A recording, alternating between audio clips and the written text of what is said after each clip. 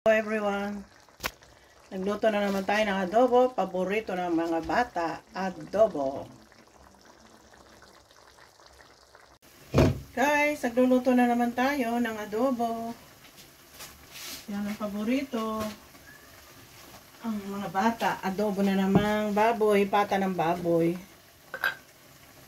Tapos nilahakan ko ng medyo may buto. Ito nilagyan ko na ng suka, toyo, ito asukal, magpalasa ng pangpataman lasa ng balance ng asim. Guys, toyo lang yan, suka, at saka ito hakuli ng asukal na pula, pang-balance ng asim. Yung guys, so kumukulo na. Walang sawa sa adobo yung mga bata, kaya ako nagluto na naman ako ng pata. Guys, yan to ang aking walang kasawasawang adobo. Naluluto na. Yan na guys, oh. Lagyan ko lang siya ng patatas. Walang sabaw. Yung maglalagay ng sabaw ngayon. Dahil yung adobo ay kailangan iiga.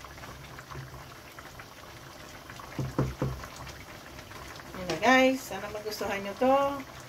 Kahit adobo ng adobo, walang kasawa-sawa, masarap pa rin.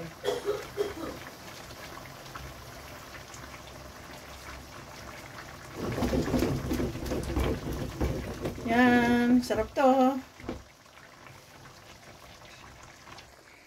Guys, yan na yung aking nilutong adobo.